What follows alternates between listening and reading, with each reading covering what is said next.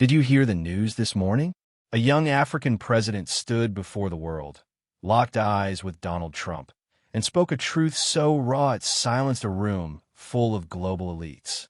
This was not a rumor whispered in the corridors of power. It was not a fleeting headline. It was real, and it sent shockwaves through the heart of global politics. Few have the courage to challenge the status quo so boldly, but Ibrahim Traoré did. President of Burkina Faso, barely past 30, standing tall in his military uniform, unshaken amid a sea of tailored suits. A man from a nation often overlooked by the Western media, yet today, every camera in the room was trained on him. It unfolded at the Global Leadership Summit in Geneva, a gathering of the world's most powerful figures. Presidents, prime ministers, tech moguls, and corporate titans sat shoulder to shoulder beneath chandeliers that gleamed with the wealth of entire villages. They came to discuss peace, prosperity, and the future of humanity. At least, that was the official agenda. But no one expected anything real to happen. These summits were known for polished speeches and empty promises, not moments that could redefine history. Ibrahim Traoré, however, did not come to network or exchange pleasantries. He came to make the world hold its breath. The summit had barely begun when the stage lights dimmed, and the first major speaker took the podium. It was Donald Trump, a figure whose brash voice and unfiltered opinions were as familiar to Americans as their morning coffee. Dressed in his signature suit, tie slightly askew, he flashed a confident grin, surveyed the room, and paused for effect, a showman's instinct honed over decades. Then he spoke, his words slicing through the room like a blade. "When you look at Africa," he said, his tone casual but cutting, "you see nothing but chaos. Corruption everywhere. You can't even tell who's in charge. It's a total mess, a disaster." A ripple of unease passed through the audience. Some leaders chuckled nervously, unsure whether to laugh or stay silent. Others shifted in their seats, eyes darting to their neighbors, gauging reactions. A few nodded, perhaps out of habit or to avoid standing out. The room's marble floors and golden chandeliers seemed to amplify the discomfort, making the air feel heavier, colder. Cameras flashed, capturing every awkward glance. But on the far side of the hall, Ibrahim Traoré sat still. No smirk, no fidgeting, no glance to see who was watching. His face was calm, resolute, as if he had been waiting for this exact moment. Then, slowly, deliberately, he stood. The faint shuffle of his boots on the polished floor cut through the murmurs. Heads turned. One, then two, then a dozen. Security guards tensed, hands hovering near their earpieces. Journalists scrambled for their notebooks, sensing something was about to happen. Traoré moved toward the center aisle, his steps measured, each one carrying the weight of purpose. He was not rushing, not hesitating. Every movement said, "I am here, and I will be heard." When he reached the front, he stopped just short of the podium. He did not reach for the microphone or adjust his uniform. He simply looked at Trump, held his gaze, and spoke. "With all due respect, Mr. Trump, you have no idea what Africa truly is." The room froze. You could hear the collective intake of breath. Heads whipped around, some so fast it was almost comical. A few gasps broke the silence. Others reached for their phones, fingers trembling as they hit record. The media booth erupted in a frenzy of red lights. Traoré's voice was not loud, not angry, but it carried a clarity that cut deeper than any shout. His military uniform, adorned with the flag of Burkina Faso, stood out starkly against the sea of suits. His posture was unyielding, as if the weight of history rested on his shoulders, and instead of buckling, he stood taller. Every camera was on him now. The whispers had stopped. What had begun as another diplomatic charade had transformed into something electric, something alive. Traoré took a single step forward, not toward Trump, but toward the center of the room, claiming the space as his own. With every eye locked on him, he began to speak, his voice steady, his words precise, like a blade honed by truth. "Africa is not chaos," he said. "Africa is not corruption. Africa is history. Africa is resilience. The silence in the room was no longer uncomfortable. It was the kind that comes when people realize they are witnessing something unforgettable. Traoré had no notes, no script. He spoke as if addressing not just the room, but the world beyond it, something vast and enduring. When your ancestors arrived on our shores, they did not find chaos. They found civilizations, kingdoms that traded across oceans, built libraries, and thrived in balance. What followed was not partnership. It was plunder. He paused, letting the word hang in the air. A few leaders looked down, their faces tightening. Others leaned forward, drawn in by the raw honesty. You drew borders that split families, ignored languages, erased histories. You enslaved generations, and when we fought for our freedom, we were handed systems designed to fail us. Systems that served your interests, not ours. The truth was uncomfortable, scraping away the veneer of diplomacy. Americans in a room, accustomed to narratives of progress and charity, felt the sting of his words. Traoré continued, his voice unwavering. Yes, we have challenges. But let me ask you why. Your smartphones depend on our minerals. Your chocolate comes from our cocoa. Your cars run on our oil. And in return, our children eat once a day, if they are lucky. Our graduates walk streets with degrees and no jobs.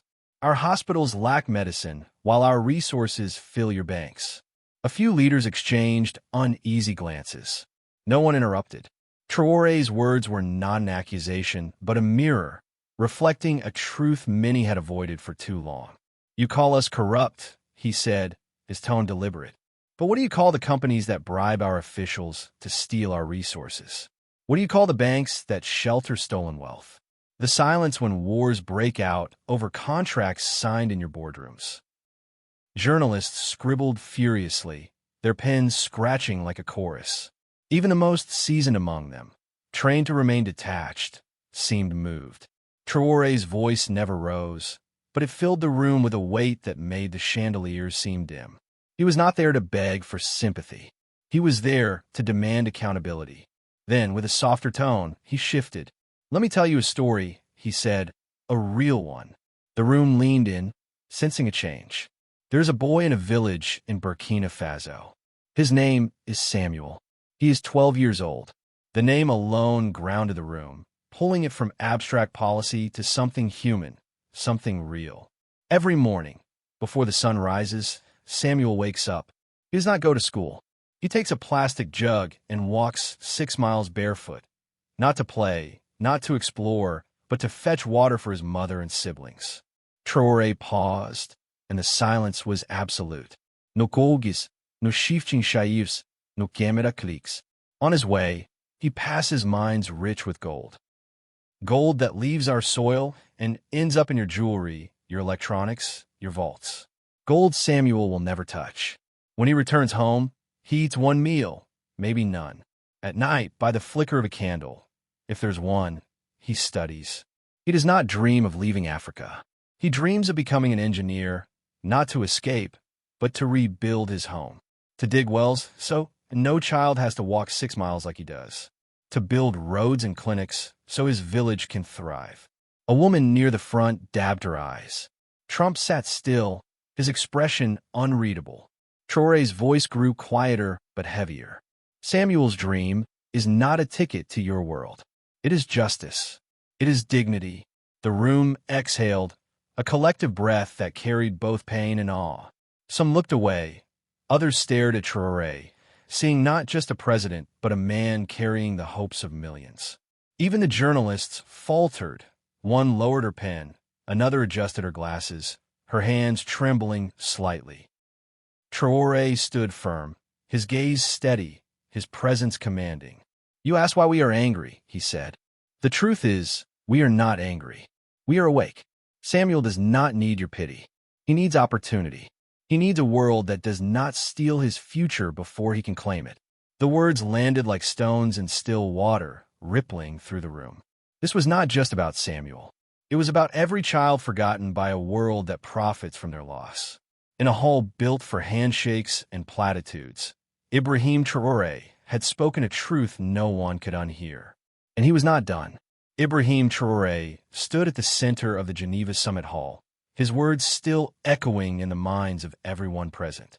The air had shifted, no longer thick with the sterile formality of diplomacy, but alive with something raw, something undeniable. The global leaders, accustomed to polished speeches and carefully worded agreements, sat frozen, their faces a mix of discomfort and fascination. Traoré's story of Samuel, the boy from Burkina Faso who walked 6 miles for water, had cracked open a truth that no one could ignore. It was not just a story, it was a challenge, a mirror held up to the world's complacency. And Traoré was not finished. He turned slowly, his gaze sweeping across the room, taking in the presidents, the tycoons, the diplomats who shaped the world's policies.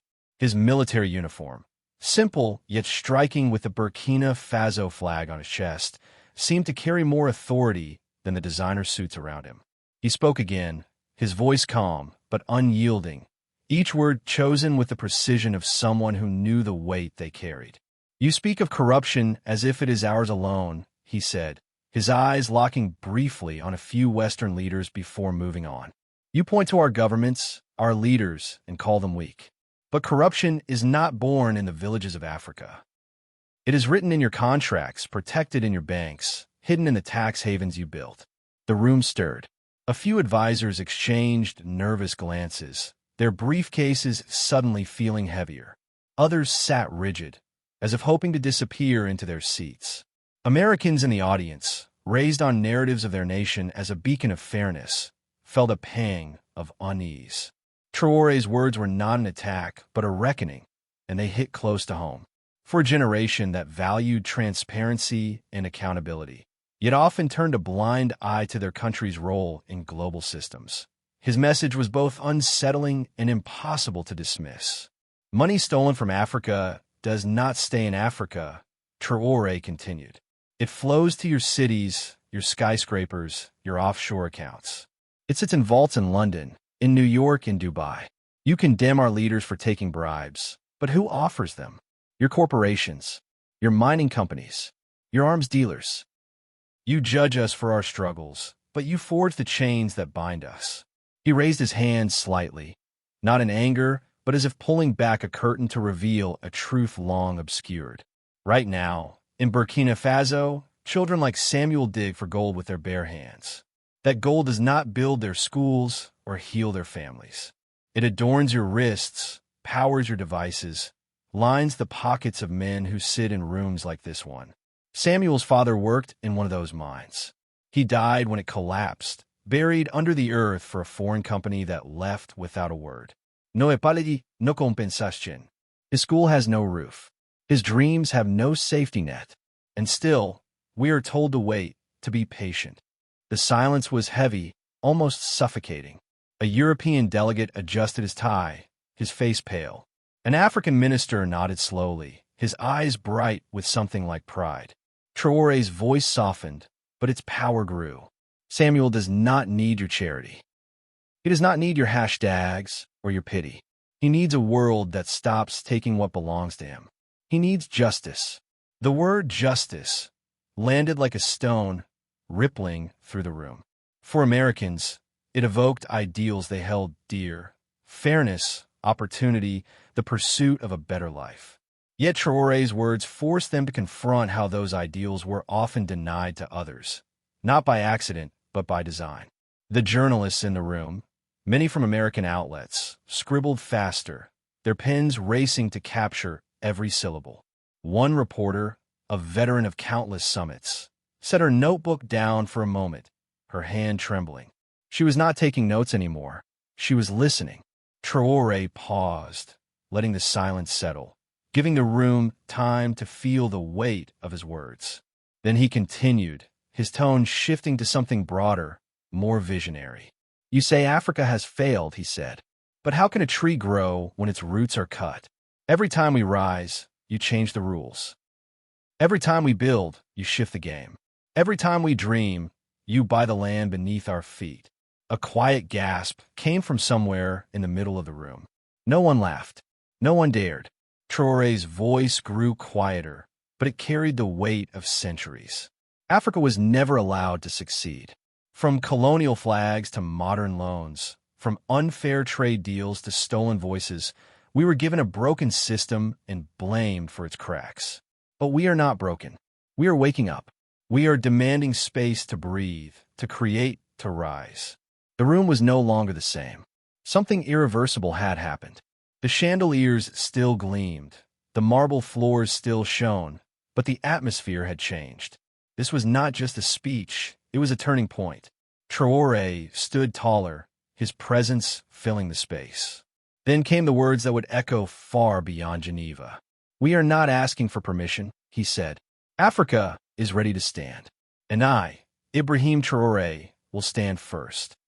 For a moment, the room was still. Then a single clap broke the silence, followed by another, then a wave of applause that swept through the hall. A Latin American president stood first, his eyes shining with admiration. An Asian minister followed, raising his hands in respect. Even among the American delegation, a few rose slowly, their faces a mix of awe and unease.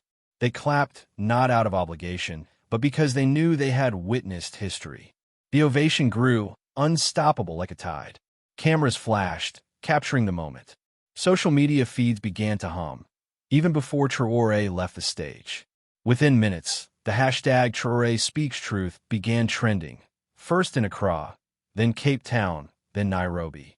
By the time the summit broke for lunch, it had crossed oceans, appearing on screens in Chicago, Atlanta, and Los Angeles. Clips of Traoré's speech spread like wildfire. One video, showing the moment he said, "Africa was never allowed to succeed," hit 1 million views before the day was over. The impact was immediate, seismic. In America, the reaction was complex. For the 35 to 65 age group, many of whom had lived through decades of debates about global aid and foreign policy, Traoré's words struck a chord. They valued straight talk, admired conviction, and respected leaders who stood up for their people. Yet his speech also challenged their assumptions.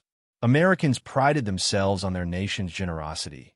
Charity drives, disaster relief, mission trips, but Traoré had reframed the narrative. He was not asking for help. He was demanding accountability. On talk radio shows, callers debated fiercely.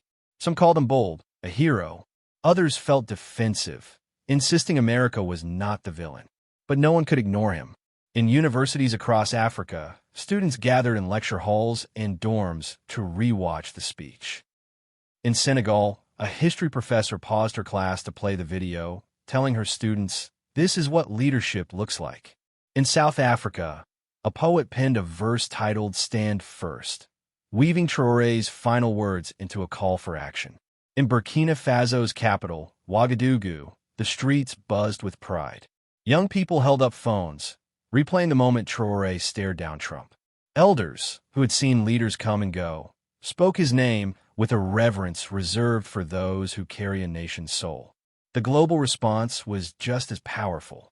In American cities, activists shared clips of the speech, drawing parallels to their own fights for justice. A community organizer in Detroit tweeted, "Traoré's talking about Africa, but I feel it here. Same system, different soil." In London, a think tank hosted an emergency panel to discuss the Traoré effect. Even in places where Burkina Faso was barely known, people searched for it, curious about this young leader who had turned a summit into a stage for truth. Back in Hall, as the applause faded, Traoré stepped away from the center. He did not linger for handshakes or photo ops. His work here was done, but it was only the beginning. While the world was still processing his words, he was already thinking of the next steps, back home, where the real fight waited. The broken systems, the dusty roads, the children like Samuel who deserved more than dreams lit by candlelight. As the summit resumed, the mood had shifted. Leaders who had planned to deliver rehearsed speeches about climate goals or trade deals seemed hesitant, their words hollow compared to what had just happened. Trump, for his part, said nothing more, his face a mask of neutrality. But the spotlight was no longer his. It belonged to Traoré, to the truth he had spoken, and to the movement he had ignited. The Geneva Summit Hall was still reeling from Ibrahim Traoré's speech. The applause had faded, but the air remained charged, as if the room itself was holding its breath.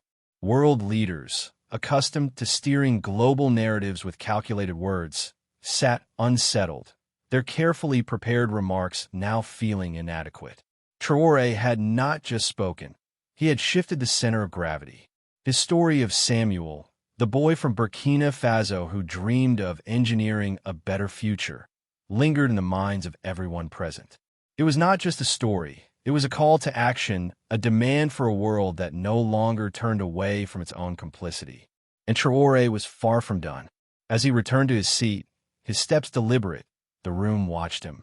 The Burkina Faso flag on his uniform seemed to glow under the chandeliers, a quiet symbol of defiance.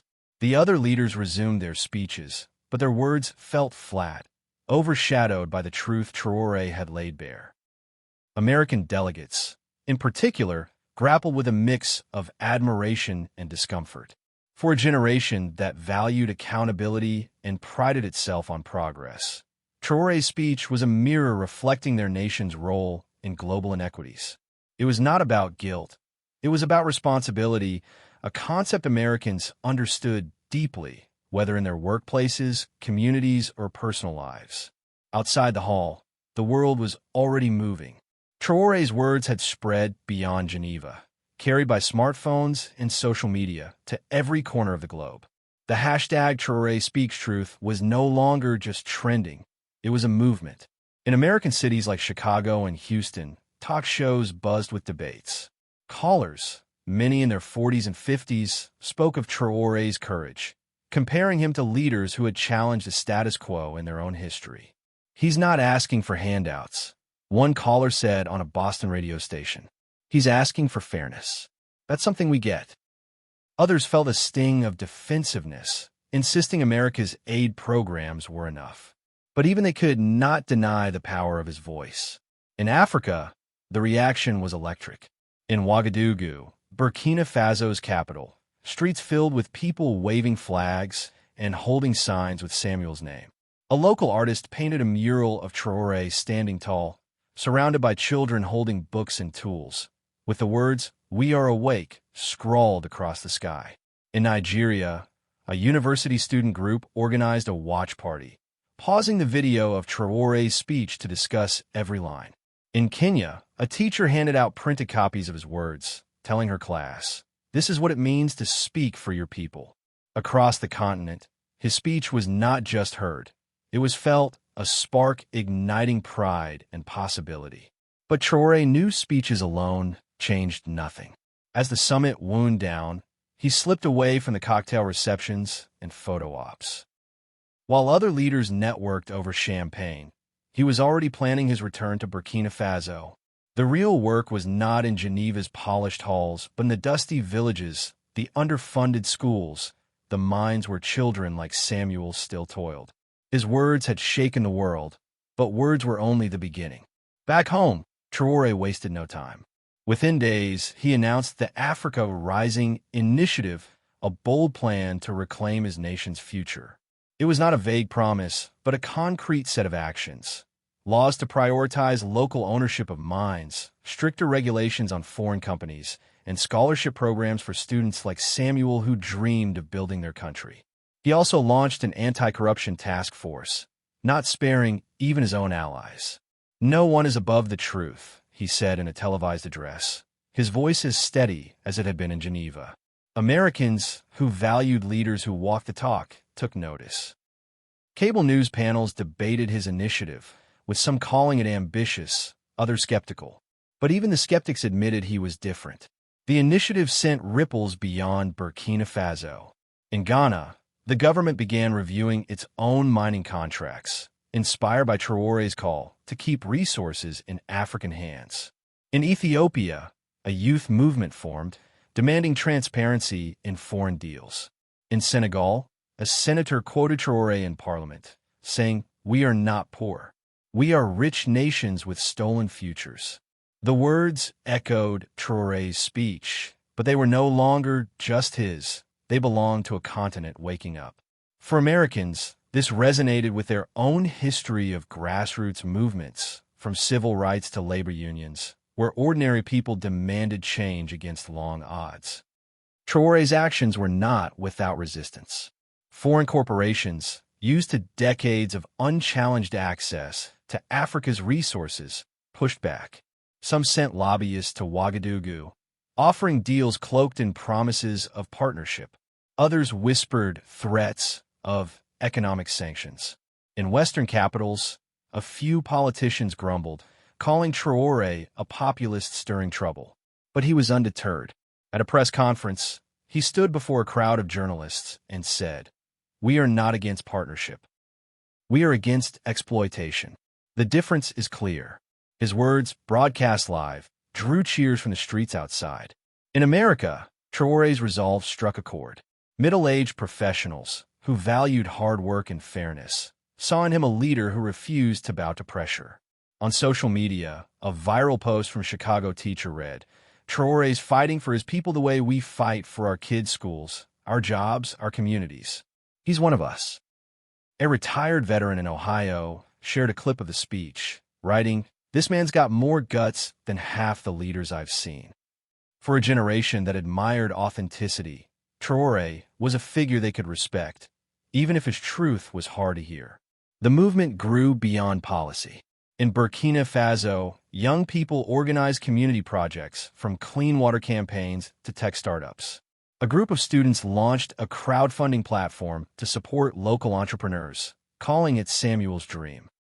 In villages, elders began teaching traditional knowledge alongside modern skills, blending pride in their heritage with hope for the future.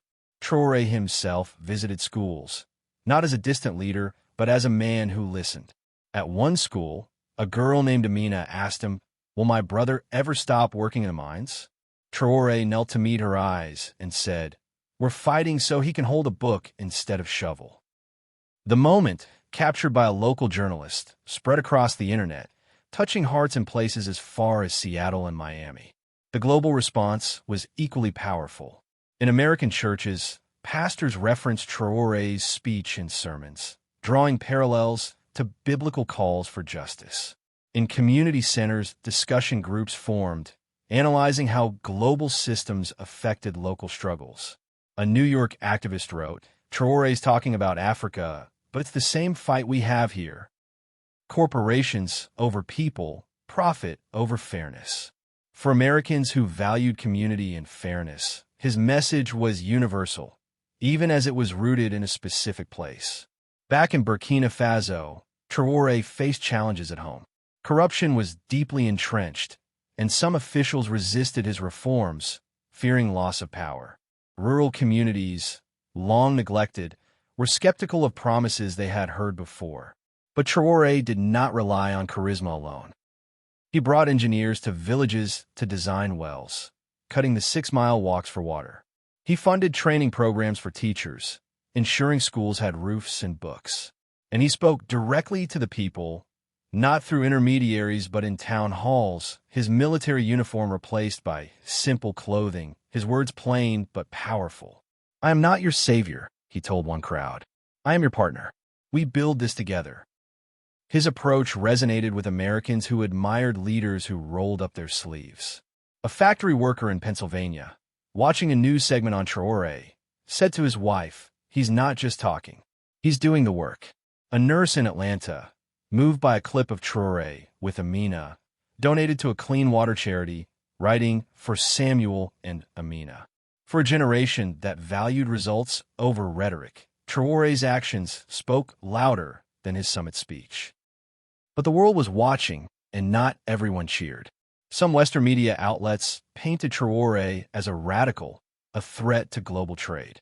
A few corporations quietly lobbied against his reforms, warning of instability. Yet their efforts only fueled the movement. In Africa, leaders from Namibia to Uganda began echoing Traoré's call, reviewing their own foreign contracts.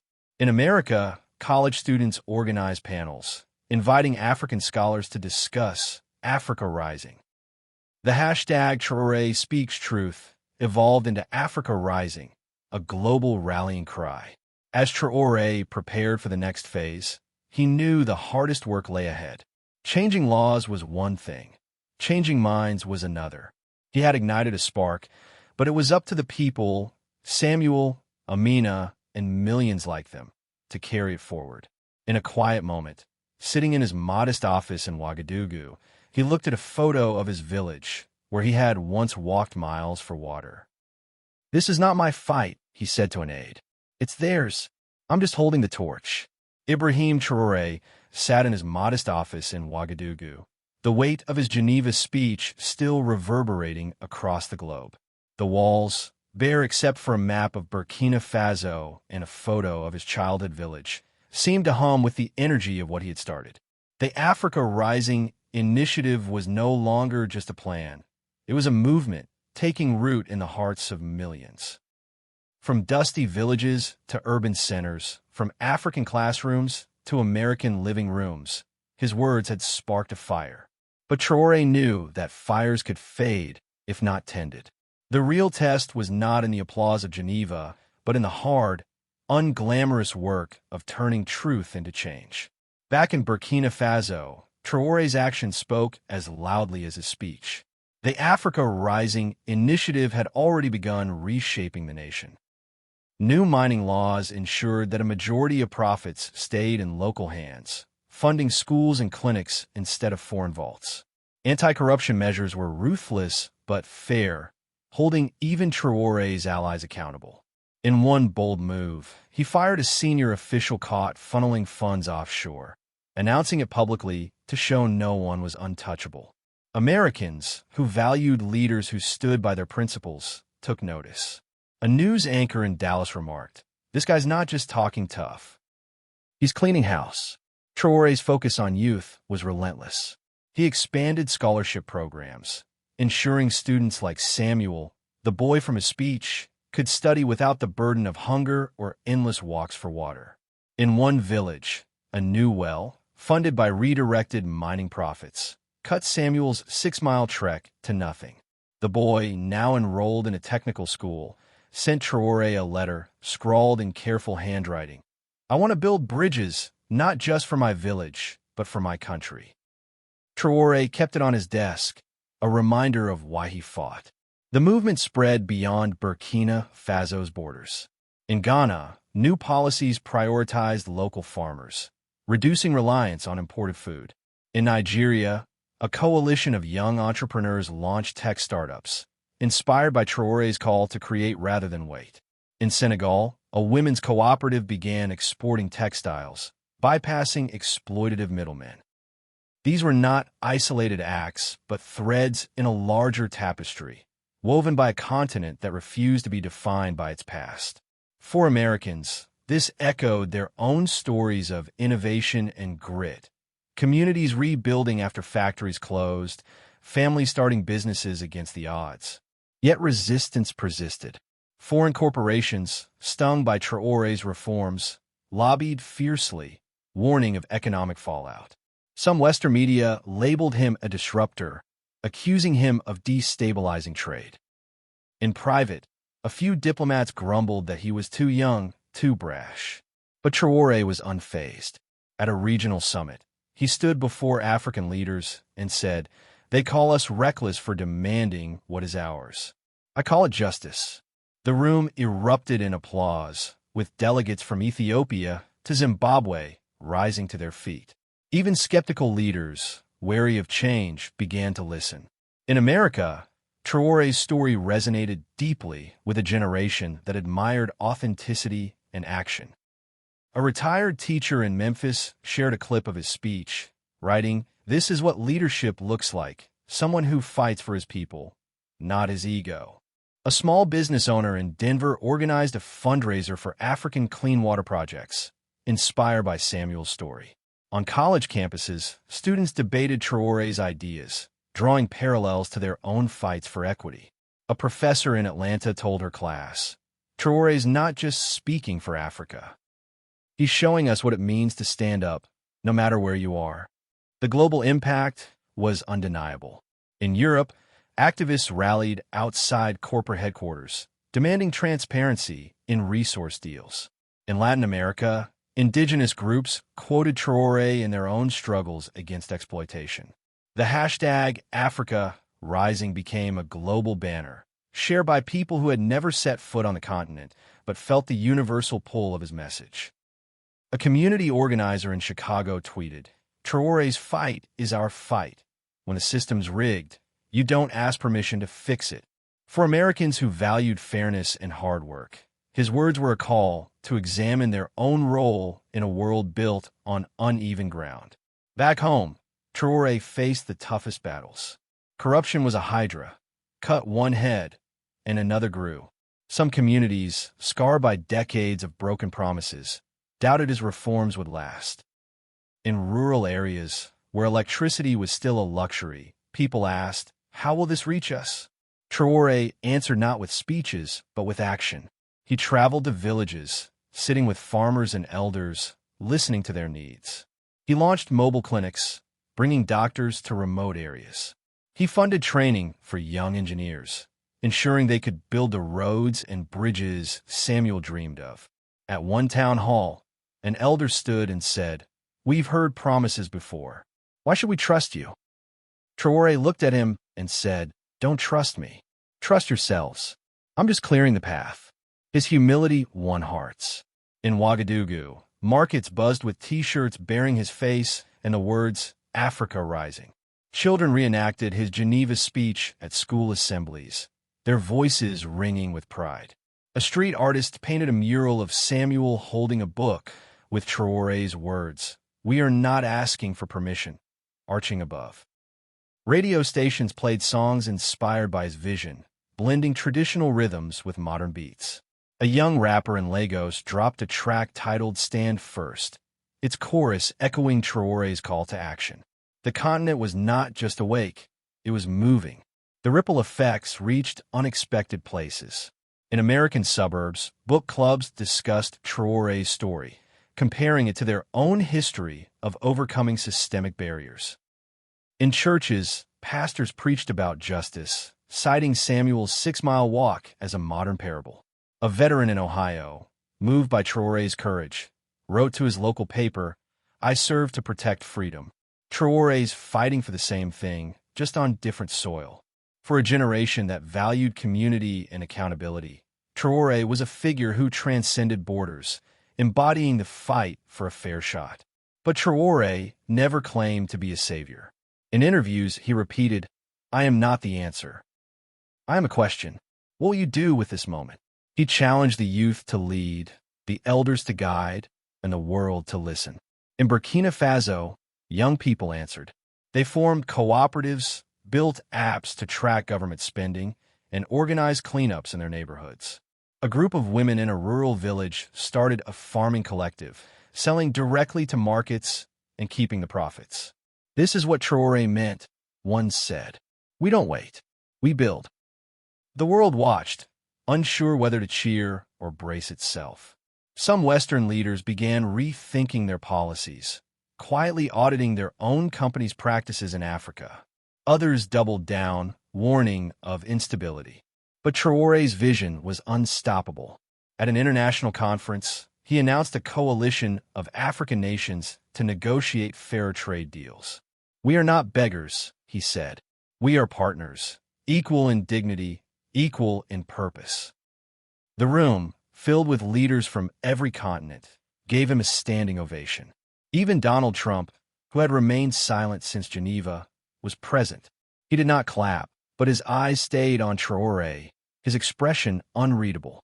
The movement's true power lay in its people. In Burkina Faso, Samuel's village now had a school with a roof, funded by local mining profits. Amina, the girl who had asked Traoré about her brother, saw him enroll in a vocational program. Across Africa, children who once walked miles for water now walked to classrooms. In America, ordinary people, teachers, workers, parents, began questioning their own systems, asking how their purchases, their policies, their silence might contribute to global inequities. A hardware store owner in St. Louis switched to ethically sourced products, citing Traoré's speech. A librarian in Seattle curated a display on African history, inspired by his call to see the continent's true story. Traoré's legacy was not in the headlines or hashtags, but in the lives changed. He had not fixed Africa, no one could in a single lifetime. But he had lit a torch, and millions were carrying it. In his final speech before stepping back to focus on Burkina Faso, he stood before a crowd in Ouagadougou and said, "Africa is not asking to be seen.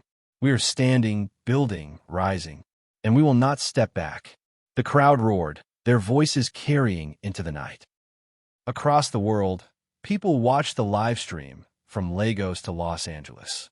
In American homes, families paused their dinners to listen, moved by a man who spoke not just for his nation, but for anyone who believed in justice. A factory worker in Cleveland turned to his son and said, "That's what it means to fight for something bigger than yourself." Traoré returned to his village one quiet evening, walking the same paths he had as a child. The stars were bright, the air warm with the scent of earth. He stopped at a new well, where children laughed, filling buckets without a 6-mile walk. He smiled, not because he had won, but because they had. The world had heard Africa, not through his voice alone, but through the millions who stood with him. And this time, they would not be silenced.